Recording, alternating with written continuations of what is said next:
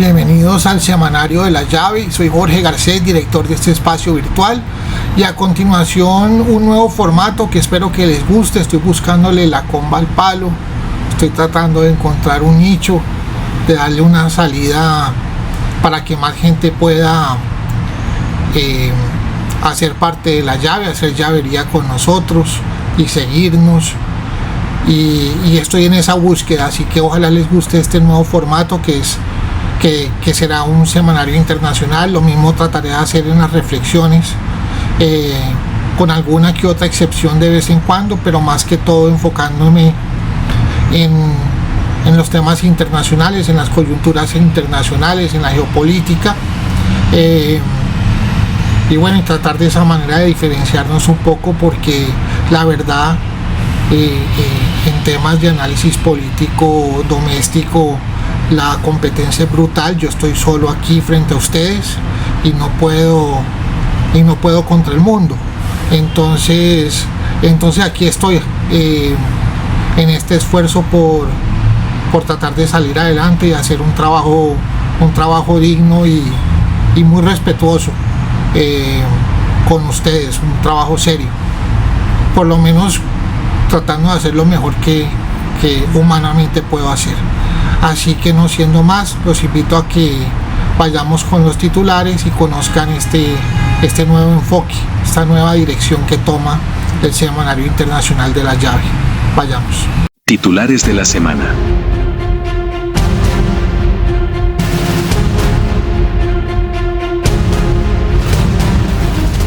Posible cara a cara entre Vladimir Putin y Zelensky para ponerle fin a la guerra entre Rusia y Ucrania. El enfrentamiento entre Brasil y Estados Unidos es un verdadero conflicto internacional.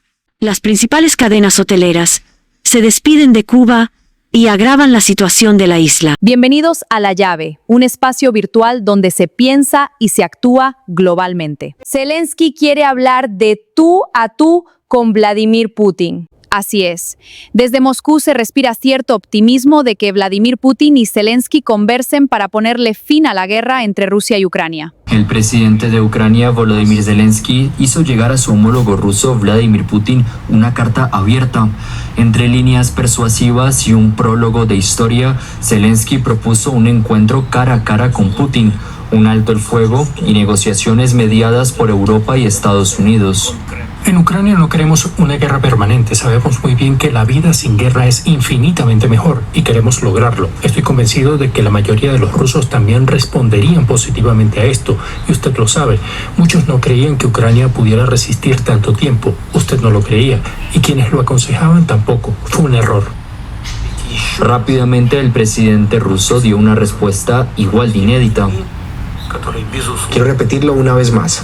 Solo podemos firmar un acuerdo de paz con aquellas personas que, sin duda alguna, y en todo el sentido de la palabra, sean legítimas para firmar tales documentos. Hay muchas opciones disponibles: el presidente del Parlamento ucraniano o probablemente el propio Zelensky. Tras más de 4 años de la invasión rusa a gran escala de Ucrania, Putin comenzó a plantear por primera vez desde mayo pasado la idea de encontrarse con Zelensky fuera del territorio ruso. La última vez que un evento así ocurrió fue en 2019 en París, durante una cumbre de paz que buscaba evitar la invasión rusa. Desde Washington, Donald Trump se regocijó del posible encuentro. Bueno, no lo sé. Me alegra que tal vez estén hablando de reunirse. Creo que tuvimos mucho que ver con eso. Creo que sería genial que se reunieran. Deberían hacerlo. Putin dijo que estaría dispuesto a cumplir lo pactado con Trump en cuanto a Ucrania, pero el mandatario estadounidense no quiso responder a los periodistas de qué se trataba. A pesar del júbilo, las muertes en combate siguen siendo muy altas y ni Putin ni Zelensky están dispuestos a ceder territorios. Titulares de la noche: choque de titanes entre Brasil y Estados Unidos. Se reactiva la guerra comercial entre las dos potencias del continente americano. Las tensiones amenazan la estabilidad económica de la región. Gracias, Catalina. Desde Río de Janeiro se respira la tensión. El presidente Trump amenazó a Brasil con nuevos aranceles y el presidente Lula arremetió contra el secretario Marco Rubio.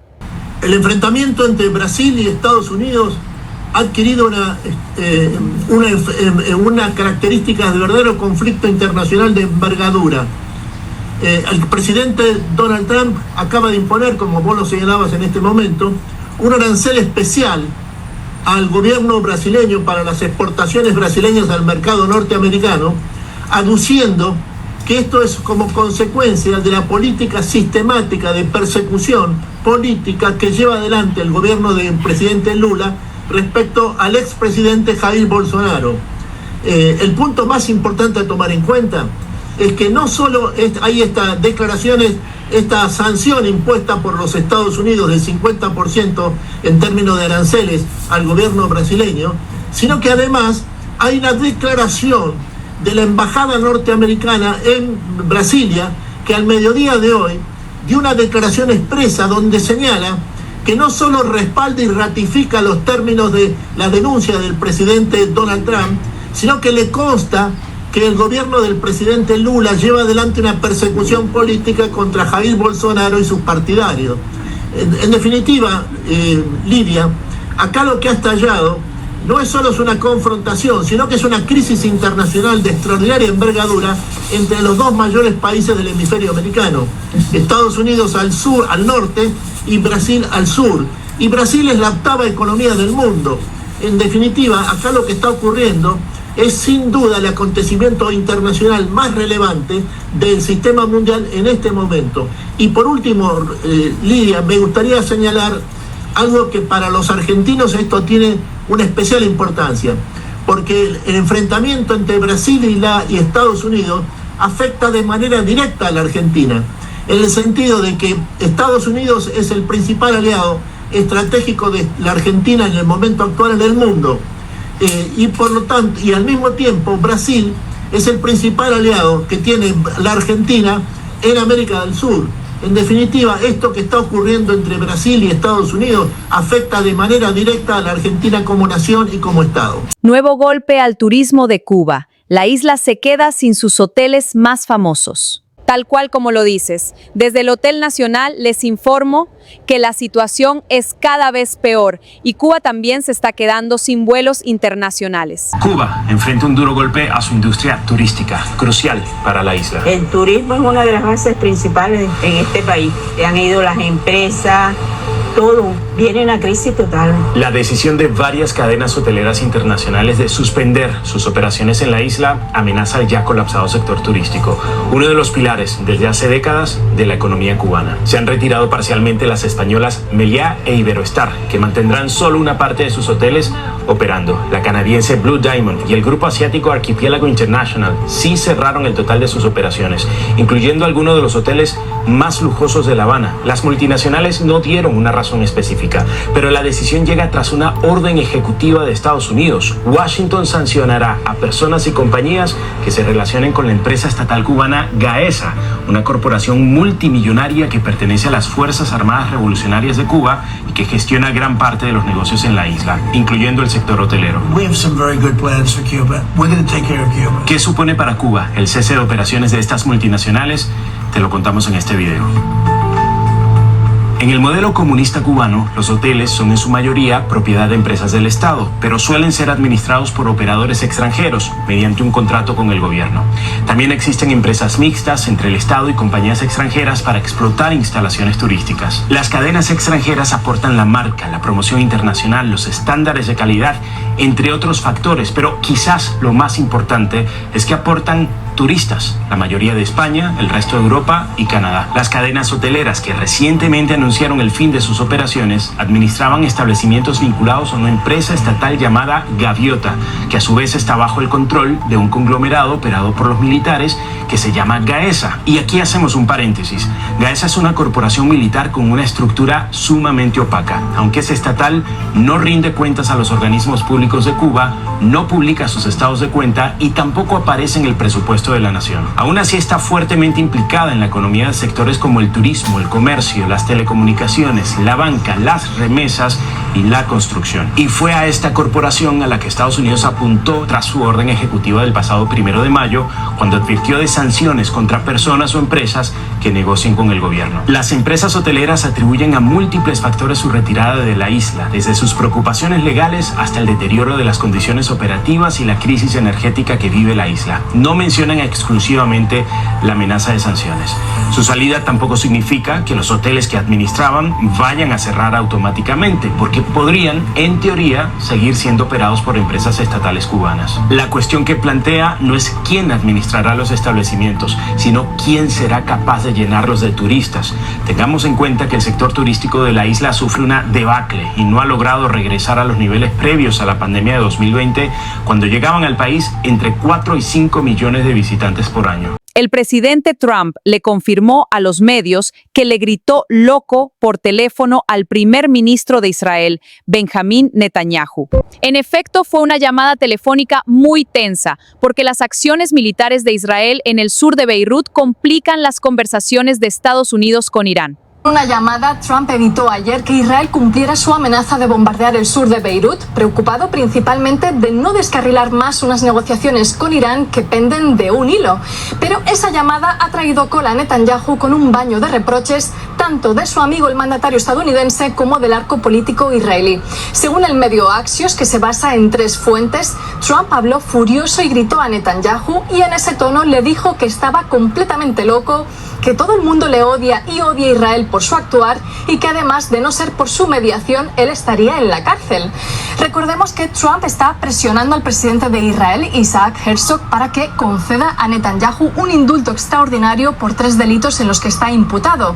Pero siempre según Axios, en medio de varios insultos, Trump también le preguntó qué demonios estaba haciendo, considerando que Netanyahu está intensificando los bombardeos y la ocupación del Líbano de una forma descontrolada y desproporcionada.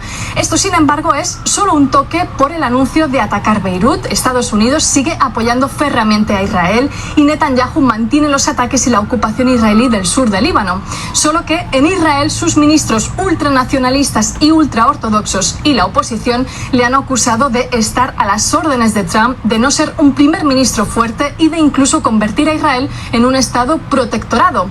Es hora de decir no a Trump, le escribía Itamar Ben-Gvir, su ministro de Seguridad Nacional, quien en su caso aboga por arrasar Dahi en los suburbios de mayoría chiita en el sur de Beirut y bastión de Hezbollah. Y hoy también su ministro de Defensa, Israel Katz, ha dejado claro que si el grupo no cesa sus ataques de réplica en las localidades del norte israelí, habrá una respuesta fuerte sobre Dahi. A continuación, un análisis sobre la importancia del Mundial de Fútbol para el presidente Donald Trump. El presidente Trump sabe que el Mundial de Fútbol representará miles de millones de dólares y distracción total. El Mundial 2026 coincide con un momento muy simbólico para Estados Unidos, que es el 250 aniversario de su independencia, concretamente el día 4 de julio. Y por cierto, también con el 80 cumpleaños de Donald Trump. Y para el país, organizar el mayor evento deportivo en este momento supone un instrumento de propaganda nacionalista muy potente. Permite proyectar al mundo esa imagen de que 250 años después, aquella joven nación es hoy el centro de poder político, económico, cultural más importante a nivel internacional y de forma indiscutible. Es, en definitiva, la constatación del triunfo del excepcionalismo estadounidense, de esa superioridad como potencia y de los valores que intenta transmitir. Algo parecido sucede con Trump, porque para él ser el líder estadounidense que presidió el país durante el mundial más grande de la historia refleja cómo está devolviendo a Estados Unidos a su época dorada, ese Make America Great Again. Del mismo modo, una Copa del Mundo exitosa le podría ayudar a desviar la atención de esos asuntos que han dañado su popularidad en estos meses, como el aumento de los precios, el aumento de ese coste de la vida, sobre todo a raíz de esa guerra contra Irán. Y en esta línea, el impacto económico del mundial también podría jugar a su favor, porque si hay unos datos positivos de consumo, turismo, empleo e ingresos, pues le permitiría reforzar el mensaje de que Estados Unidos avanza en la dirección correcta, impulsado por las inversiones y el crecimiento económico. La doctrina Monroe está más vigente que nunca. América para los americanos y el Caribe es el Mediterráneo para Estados Unidos. En 1823, Estados Unidos le dijo a Europa: este continente es nuestro patio, no se metan. Era una advertencia a las potencias coloniales que todavía veían con hambre a América Latina y que se usó también para justificar intervenciones en la región. Ahora, Trump quiere recuperar esa vieja política de injerencia, no solo defender la región de influencias externas, sino ejercer un control más directo. Y esto lo que plantea también es un doble objetivo, ¿no? Es decir, por un lado, garantizar las fronteras interiores de Estados Unidos, protección que tiene que ver con el terrorismo, tiene que ver con las migraciones, tiene que ver con el narcotráfico. El segundo objetivo es frenar el expansionismo chino en América Latina.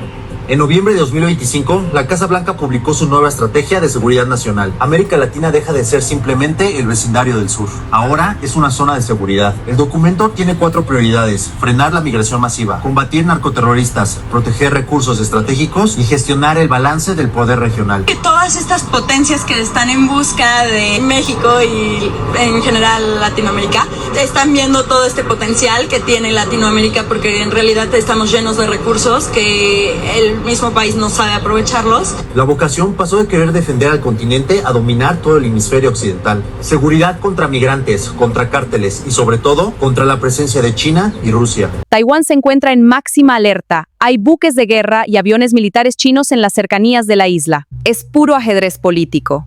Hay una alta tensión en el estrecho de Formosa, un canal natural que separa a la China de Taiwán. Las guardias costeras de China y Taiwán protagonizaron hoy viernes un nuevo enfrentamiento marítimo cerca de la isla Pratas, un atolón controlado por Taipei y reclamado por Pekín a unos 340 kilómetros al sureste de Hong Kong, informaron fuentes taiwanesas. En un comunicado, la administración de la Guardia Costera de Taiwán indicó que a las 7:32 hora local de hoy viernes, uno de sus buques avistó al 3501 de la Guardia Costera China al noreste del atolón y se aproximó de inmediato para navegar en paralelo. La embarcación china, sin reparar en la seguridad de la patrulla taiwanesa, aceleró deliberadamente de 5 a 9 nudos y viró de forma brusca para irrumpir en las aguas restringidas de Pratas. Ambos buques seguían enfrentados a esta hora, precisó la autoridad marítima. Durante el episodio, los guardacostas taiwaneses emitieron varios avisos por radio a sus homólogos chinos para advertirles de que habían entrado sin autorización en aguas bajo jurisdicción de Taipei y de que sus acciones habían afectado el orden y la seguridad en la zona. Gracias por informarse semanalmente con nosotros. Feliz descanso y Jorge, tienes la palabra. Bueno, esto ha sido todo por esta semana. Espero que les haya gustado este nuevo formato. Les dejé una reflexión en programa layave.com y nos vemos dentro de 8 días con más temas de interés, o antes y ahora sí, o antes si el mundo nos necesita. Chao.